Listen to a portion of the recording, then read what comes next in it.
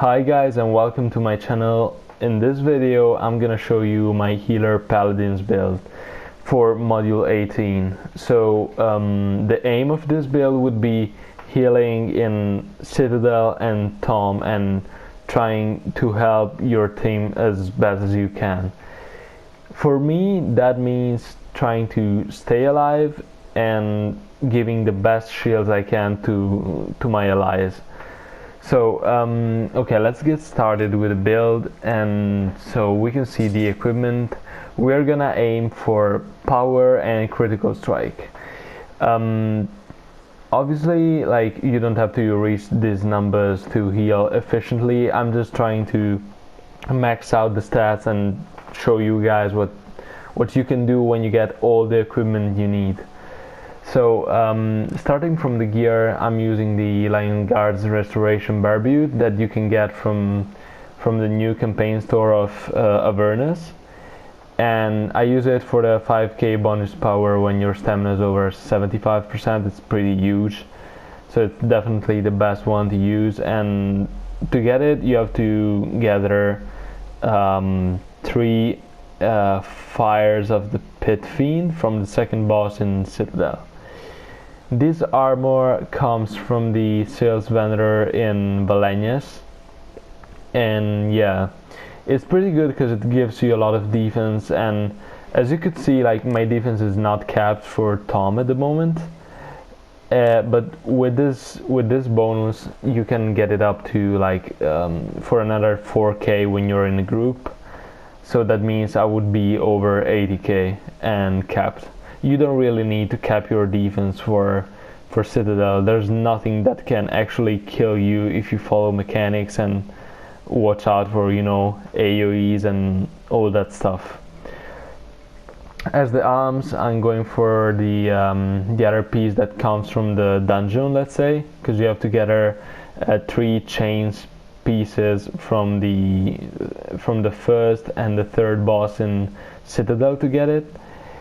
And yeah, it's sick because it gives you like stacks of power, and you can get another 5k power when you have all the stacks. Obviously you're gonna use the Lionheart set, and I'm also using the Infernal Forged Quizzes. I hope that's the right pronunciation, because they give you basically after like 2 minutes in combat you get like around 5k power. That's not really useful in Citadel. It's not like there would be anything better, so it's just fine, but it's like really good in TOMM because you're always in combat. And as the artifacts, I'm using 2 journals just for the bonus to the ability scores, and I'm using also Tiamat's Orb of Majesty because of the Tiamat set. Tiamat set is the one that allows you to put the best shields you can on your allies.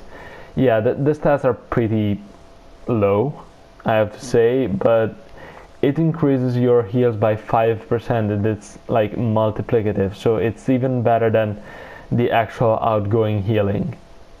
It also increases your incoming healing by 5% on a side note. And yeah, the main artifact can change. You can use whatever your group needs, and your stats are always gonna be alright. As the rings, I'm using 2 striking ring of the veterans for the crit, obviously. And my shirt is the new shirt that comes from the seals vendor. You can you can also use the shirt that gives you around 4k critical strike that you can get from FEs. That's pretty good as well, but I prefer to have my power a bit higher. And the trousers are obviously the new ones with defense and critical avoidance. So my stats at the moment are not capped for TOMM, but as you can see, with like minor changes you can get your critical avoidance up to where you need it to be. Like, for example, you see now my defense is capped because with the bonus of the armor I'm gonna be alright when I'm in a group. And just switching like a couple things, you can get your crit avoidance up. I like my crit avoidance to be around 88k, because when hypothermia hits I'm never under like 70-80% divinity. But if you don't feel comfortable enough, you can just I'm just switching at the moment real quick to show you guys. You can just use a ring with crit and crit avoidance, and maybe switch the last the third defensive companion to 8k crit avoidance, and as you can see you're gonna be like okay with crit avoidance really near to the cap. And then yeah, that's still with a lot of power and critical strike, so don't worry about getting the caps for TOMM. So I'm rapidly gonna switch back, and minstrel. Okay, so okay, we were talking about equipment. In your offensive slot you want to use radiance, and I'm using radiance in the defensive slot as well now that I don't have to stack crit avoidance in Citadel. Crit avoidance in Citadel is absolutely useless, and so you can just take out all your crit avoidance and put those numbers into offensive stats, power and critical strike, and where you can, outgoing healing and crit severity. I'm using power reinforcement kits. On the rings and the artifact set you can use pretty much whatever you want. I don't think I've even like reinforced these rings because it's really not worth it. Even like for the stamina gain, the gain is minimal, so I'm not gonna spend those money. And yeah, that's pretty much it. It's really important to have Tiamat set if you want to maximize your shields. If you want to be a bit tankier and have like better stats, because maybe you don't have everything that I do, you're still gearing up, you can still go with whatever of the new sets. Maybe the flower set is the one that has like nice stats for the pally, or the set with the journal, so the scarf of embellishments, and yeah, same for the waist. So anything else, I'm using the overload of the greater white dragon. It's really not that much of a game changer, but the overloads are pretty expensive right now, so I wouldn't use the corrupt lethal or corrupt black eyes just because they are expensive. If you want to use one of them on the other slot, that's fine. It will help you with APs if you need it. The greater white dragon glyph just increases your outgoing healing for a while. And so speaking about the armor enchantment, I'm using Bark Shield because I use it for TOMM, and I honestly don't want to switch for Citadel. If I had to choose one for Citadel, maybe I would go with a Shadowclad, or I don't know, something like that. But the Bark Shield is still decent even in Citadel for, you know, occasional hits you can get. I'm using darks in my utility slots. That means I have 0% incoming healing in my stats sheet, but actually I have 13% incoming healing, because 3% is from the Dragonborn, 5% is from Tiamat, and 5% is from Aura of Restoration, a Paladin's passive.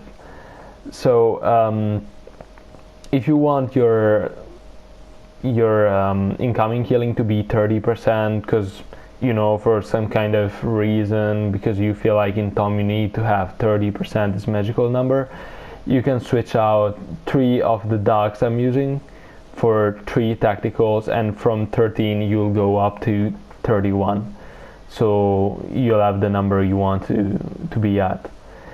And obviously you're gonna use the Vorpal as your weapon enchantment because it increases your crit severity, and so it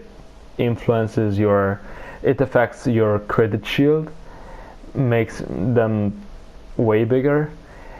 And yeah, it doesn't really matter what artifact modification you use. I use the one for Valorous Strike, but it doesn't really matter. And for the offhand, you're gonna use power and crit severity, obviously, for the reasons I just said. I think we're pretty much okay with the equipment. Let's go to the stats just for a bit. For ability scores, you wanna go into dexterity and wisdom, because wisdom increases outgoing healing and dexterity critical severity, and yeah, on a side note, even movement speed is pretty nice. Talking about stats, we have power to be really high and critical strike. Obviously you want your critical strike to be this high because the formula for the crit chance on healing is different from the DPS one.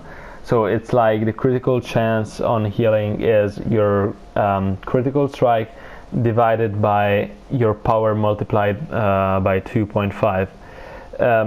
The power multiplied by 2.5 is in brackets, let's say. So you need your critical strike to be 25% higher than your power to have 50% critical chance. I don't think I have 50%, but still I like my power to be high. In TOMM, I would go with like this setup. For Citadel, I would probably use the squash soup instead of the sorbet, because sometimes it can happen to die, and sorbets are expensive, and also like the squash soup increases your crit chance by a bit, by like 3%, regardless of your power and critical strike. And also not having the sorbet would lower your power, increasing by a consequence your critical strike, your critical chance, sorry. And so yeah, I would probably use that for regular Citadel runs, also because you're gonna need like constant healing. If it's an ordinary run and not like a speed run or something, then I would use sorbet. And so about the powers, for TOMM I'm using Cure Wounds to proc critical touch when you can't hit the boss, and Valorous Strike for when you can actually hit Aleste. And yeah, Divine Fulmination is another at-will that I like to use in Citadel, just in Citadel, to aggro mobs from a distance. Like you can just go around the range and it's ridiculous. So you can just grab mobs around the rooms and gather them together if you don't have a ranged DPS that does it for you. Then as the encounters, when you're in TOMM, you can use, I'm usually going with Circle of Divinity to increase your outgoing healing, and it also restores a fair bit of divinity. Divine Touch for when you get a critical touch, and Divine Shelter for the splits, like for example on the Cloud to Ground and Disintegration Wave, or Cloud to Ground Disintegration Wave with also the fire AoEs. That's pretty nice to have. And also like more in general for every time when your allies are spread out the map. When I'm going in Citadel, I usually keep Sacred Weapon, because you gotta be moving on pretty much all the bosses, so Circle of Divinity is not that great. And then I'm using Divine Touch and Divine Shelter. I keep Divine Shelter just in case the allies are so like separated that I can't reach them all with Divine Touch, but gotta be careful on Divine Shelter because it really burns your divinity quick. And Banishment is like really good on mobs in Citadel, because it just stuns them for 6 seconds. You can use it in two different ways. You can either stun the Exalted Cambions or the Noble Cambions, just to avoid them,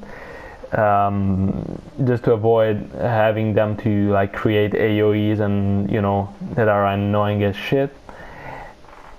Or you can just go like in the middle of the group of mobs and use it to try to stun the more, like the higher number of mobs possible. Then we have the dailies, and I'm going with Shield of Faith and Divine Judgment. Sorry, where's Divine Judgment? Okay. I just re-rolled my Boons like yesterday, so my dailies were messed up, let's say. So Shield of Fate is just to protect the team if you need it. Maybe you have a giant group of mobs. You're having an hard time in a heat wave in TOMM, or I don't know, either in a superstorm. You want to make sure they survive.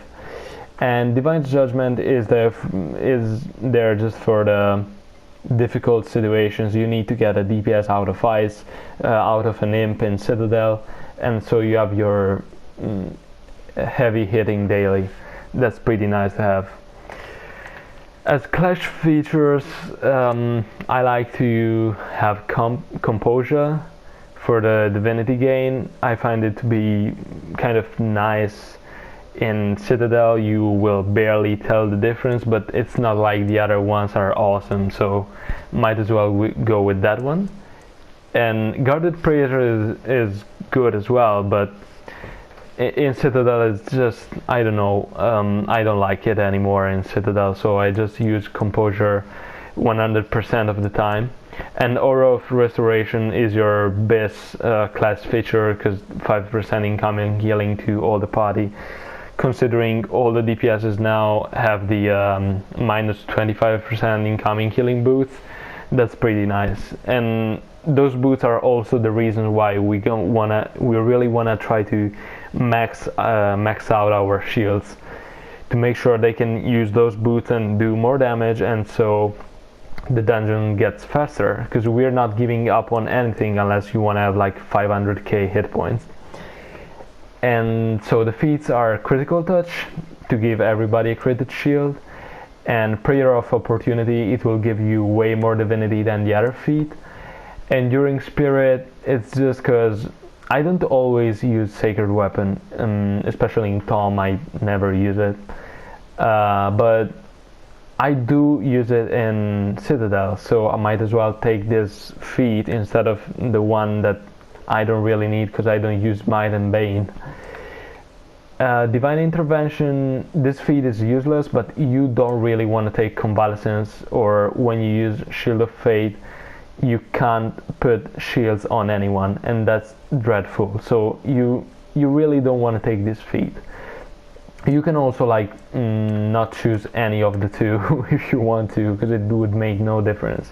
We don't even use Lay on Hands. So Emissary of Warding just doubles your critted shield, and it doubles it on top of your critted heals, and so that's why your critted shields are 5 times bigger than your non-critted shields. Okay, let's see the boons. The boons are pretty easy. It's just power all the way and 8 points. I don't have the awareness boons, so I'm just gonna put them into the last hit point boon and the defense one. You want to have movement speed and companion influence, and then the rest is critical severity, outgoing healing, and blast advantage. The guild boons are critical severity. If you have the power boon, I would still go with the critical severity one. And the defense boon is I'm using defense. If you have the critical avoidance boon, you can use it to cap your critical avoidance occasionally if you want to run TOMM. This is my setup for Citadel, but as I showed you, it really takes 5 seconds to have your tune ready to TOMM with your crit avoidance cap, because that's basically the difference, having your crit avoidance capped or not. And so as far as it goes for the companions, I'm using the polar bear. If you want to switch quickly for TOMM, you can even go with the Star of Simril, that is gonna give you 3k crit avoidance instead of 3k crit strike. And I'm using 3 pieces with 12k critical strike just to max my offensive stats, and so this will give me also 6 offensive slots that I can use for the empowered runestones. My companion announcement is the critical severity one, because it's better than the power, and it also doesn't lower my critical chance on healing, because obviously if you increase your power, as a consequence you're gonna lower your critical chance on healings. So I'd rather have the crit severity here. You wanna have the outgoing healing bonus companions, so Polar Bear, Crickling, Saltord, and the Ion Stone of Radiance. The last one is up to you. You can use the Minstrel, you can use Splinters, you can use the Dweger's God for crit avoidance.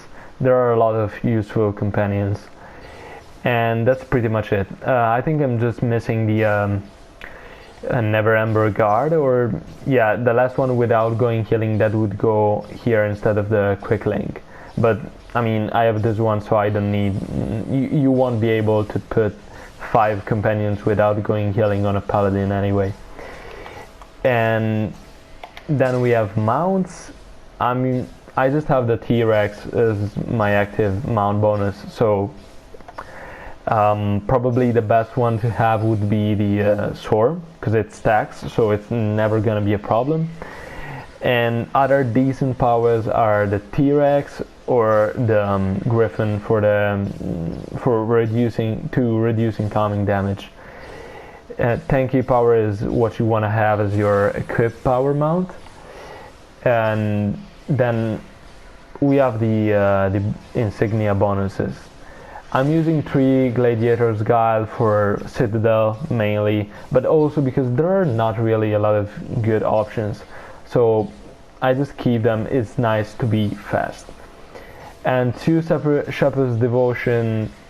I mean, you just give a bit of movement speed when you use Dailies. Sometimes it's nice during like disintegration wave or whatever situation you might face. It's not really necessary. You can put really anything here, but it has 3 slots that can fit with a dominance insignia, and so I like to keep them. That was pretty much everything about my pally. Now I think I just didn't talk about the potions I'm using. I'm using Sorbet at the moment to have these stats, and I'm using the also Wildstorm Elixir and Superior Flask of Potency, and that's because of the crit severity. They are way better than the other potions. Even the 3k power potions is not even close to the Superior Flask of Potency. I'm also using Sambucade for Citadel to go a bit faster if we need to have a fast run or something. Even if you use the Prime Rib, that's gonna give you like 1k power. It's not gonna be that much of a game changer, but it's up to you guys. It won't really change your performance as long as you like have the stats you need to have for that content. In my potion bar, potion tray, whatever it is, I'm using the altars for Citadel, because the DPS are likely to die sometimes, so I just pop an altar. They're really cheap, and just to get the revive sickness away from them. And the Outstone, always useful, and the Sorbet just in case I die. And yeah, I'm really sure I forgot something, but you know, that happens. I think I covered pretty much everything I wanted to tell you about pally healing. I'm gonna release some video of the gameplay as well, and I hope this video, guys, really helped you with your pally. Good luck for your runs, and see you next time. Thank you for watching.